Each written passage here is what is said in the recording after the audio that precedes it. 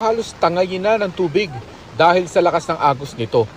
Resulta ito ng pag-apaw ng kanal sa lugar. Abot hitang baha naman ang sinuong ng mga taga-Kulasi Antique. Ang mga silid-aralang ito tuluyan ng pinasok ng tubig. Binaha rin ang kalsadang ito sa barangay Poblasyon sa bayan naman ng Sibaste. Habang nagka-landslide sa bahaging ito,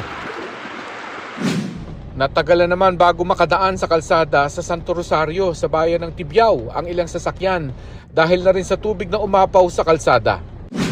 Sa barangay Bitas, Patnungon, naputol ang hanging bridge kaya apektado ang ilang residente. Ayon sa Antique PDRRMO, mahigpit na minomonitor ang level ng tubig sa 10 mga ilog sa probinsya. Maling ka inakaaga, continuous moderate to heavy rain, no? Especially sa central, northern Antique, no?